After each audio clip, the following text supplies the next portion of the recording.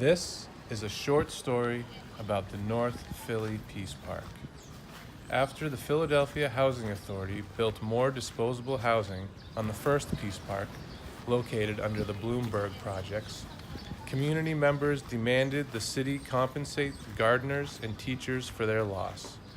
After months of bureaucratic struggle, in the fall of 2015, the Housing Authority released its grip on these lots here at 22nd and Jefferson Street. So the first thing we did when we got here on the land is we established food systems. You know what I'm saying? Food systems. Food systems. Right? Right over here too. That's a food system. That's a food system right there. That's the future. You know what I'm saying? Second thing we did is we established schools. We established education. So when you come here in September, there's gonna be a schoolhouse right here in this location. It's gonna have 3 rooms, it's gonna have a kitchen. And then right after that, we established businesses. We established co-ops. You know what I'm saying? Where the tools and the equipment is owned collectively, and we all come out of our pocket to finance it, and we all share from the benefits of it. And then lastly, we established security over what we have bought, you know? So that's the North Philly Peace Park. It's a little liberated land of North Philadelphia. It's a little glimpse of the future. It's a place where we can bring you to right now, and we can show you a little bit of the future, and we can also get you ready for what's about to come. We got a vision of North Philly, man, a future vision of North Philly. A North Philly filled with gardens that's controlled by the people. A North Philly that's kept secure by their own residents as a peace guard. A North Philly where we have all these associated industries where we make things and develop things. A North Philly that's a world-class leader in place-based education, STEM education. When we teach our youth, we're going to teach them communications arts so they understand signs, different movies, music, different images, so that way, you know, they'll be more advanced in learning that what you see and what you're taking in. We from the bottom. That's we right. from the jungle. We That's from everything that you can never imagine that's not That right was- with the world. that wasn't But look, designed but for us then, to make it. but then how did the park come about? Only thing we ever seen was goons, goblins, fucking militarized police, We made effed a up treaty amongst schools, ourselves. We poverty. made a treaty amongst ourselves and collaborated Right. effort in our own neighborhood. That peace was inside of us. Within though. inside of us. Yeah, it came within inside of us and we brought it forth. Right, because we didn't grow up under this. Right. So how did we produce it? We grew up under poverty and projects and all that. But how do those same people able to produce a peace park that they can't destroy, that they can't overcome? That show you that it must be something within us, Positive. within us working class people, within us black people, within us oppressed people.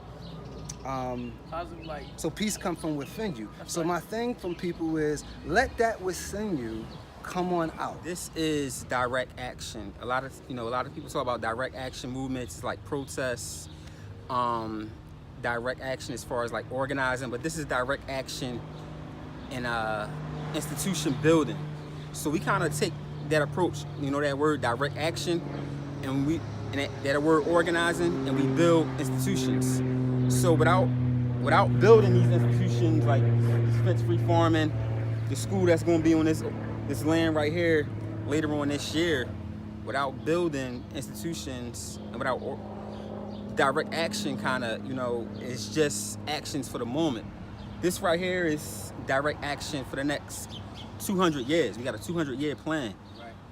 That way my great grandchildren, we had the stories like, this land was liberated, 2012, they built the school 2018.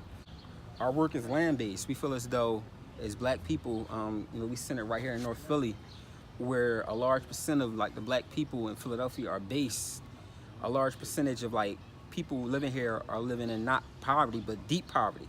So we live in under poverty. We live in deep poverty.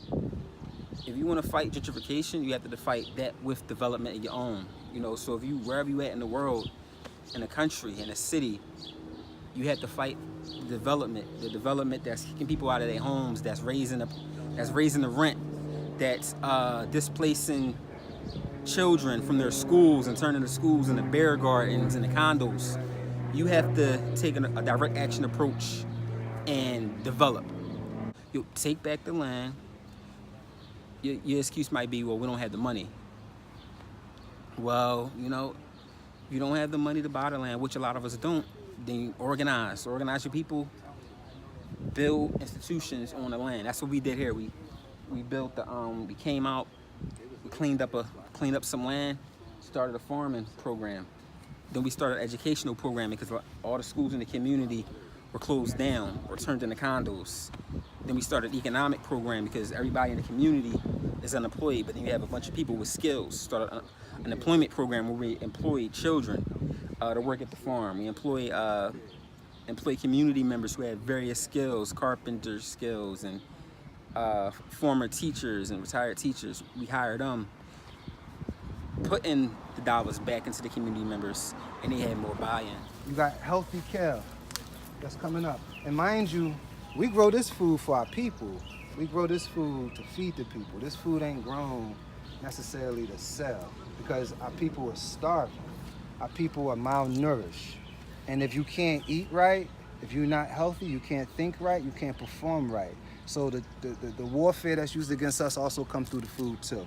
So we said, nah, we're gonna introduce and restore that which is good. You know what I'm saying? This is something though, brother, this is cotton right here. We grow this cotton here because it's a conversation piece and because it's a legacy piece even. You understand what I'm saying?